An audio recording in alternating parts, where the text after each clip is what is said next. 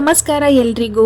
ಯಾವುದೇ ರೀತಿ chat recipe ತಿಂದಾಗ ಅದಕ್ಕೆ ಹಾಕುವಂತಹ ಗ್ರೀನ್ ಚಟ್ನಿಯಿಂದ ಆ ಚಾಟ್ನ ರುಚಿ ತುಂಬಾ ಚೆನ್ನಾಗಿರುತ್ತೆ. ಹಾಗಾದರೆ ಅಷ್ಟೊಂದು ರುಚಿ ಕೊಡುವಂತಹ ಗ್ರೀನ್ ಚಟ್ನಿನ ಮನೇಲೇ ಹೇಗೆ ಮಾಡ್ಕೊಳ್ಳೋದು ಅಂತ ವಿಡಿಯೋನ ಶೇರ್ ಮಾಡ್ಕೊಳ್ತಾ ಇದ್ದೀನಿ. ಈಗ ಈ ಚಟ್ನಿನ ಮಾಡ್ಕೊಳ್ಳೋದಕ್ಕೆ ಮೊದಲಿಗೆ ಒಂದು ಮಿಕ್ಸಿ ಜಾರ್ಗೆ 1 ಕಪ್ ಅಷ್ಟು ಕೊತ್ತಂಬರಿ ಸೊಪ್ಪನ್ನು ಸೇರಿಸ್ಕೊಳ್ತಾ ಇದ್ದೀನಿ. ಹಾಗೆಯೇ ಒಂದು ಅರ್ಧ ಕಪ್ ಅಷ್ಟು ಪುದೀನ ಸೊಪ್ಪು, ಹಾಗೆಯೇ ಖಾರಕ್ಕೆ ಒಂದು 3 ಹಸಿರು ಮೆಣಸಿನಕಾಯಿನ ಸೇರಿಸ್ಕೊಳ್ತಾ ಇದ್ದೀನಿ. ನೀವು ನಿಮ್ಮ ಇಷ್ಟಕ್ಕೆ ತಕ್ಕಂತೆ ಸೇರಿಸ್ಕೊಳ್ಬೋದು. ಹಾಗೆ ಒಂದು 10 ರಿಂದ 12 ಪೀಸಷ್ಟು ಬೆಳ್ಳುಳ್ಳಿನ ಸೇರಿಸ್ಕೊಂಡಿದ್ದೀನಿ. ಚಿಕ್ಕ ಸೈಜ್ ಬೆಳ್ಳುಳ್ಳಿ ಇದೆ, ಹಾಗಾಗಿ ಜಾಸ್ತಿ ಸೇರಿಸ್ಕೊಂಡಿದ್ದೀನಿ. ಹಾಗೆ ಒಂದು ಸಣ್ಣ ಪೀಸಷ್ಟು ಶುಂಠಿ, ಒಂದು ಅರ್ಧ ಸ್ಪೂನಷ್ಟು ಜೀರಿಗೆ ಪೌಡರ್, ಹಾಗೆ ಒಂದು ಅರ್ಧ ಚಾಟ್ ಮಸಾಲಾನ ಸೇರಿಸ್ಕೊಳ್ತಾ ಇದ್ದೀನಿ. ಹಾಗೆಯೇ ಇದ್ರ ಜೊತೆಗೆ ಸ್ವಲ್ಪ ಉಪ್ಪು ಹಾಗೆ ಸ್ವಲ್ಪ ಸಕ್ಕರೆನ ಸೇರಿಸ್ಕೊಂಡು ನೀರು ಹಾಕಿ ಇದನ್ನು ಗ್ರೈಂಡ್ ಮಾಡ್ಕೊಳ್ಳೋಣ.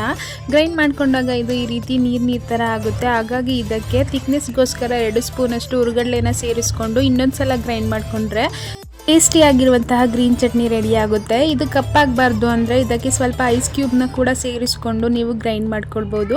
ಇದ್ರ ಜೊತೆಗೆ ಸ್ವಲ್ಪ ಲೆಮನ್ನು ಕೂಡ ಸೇರಿಸ್ಕೊಳ್ಬೋದು.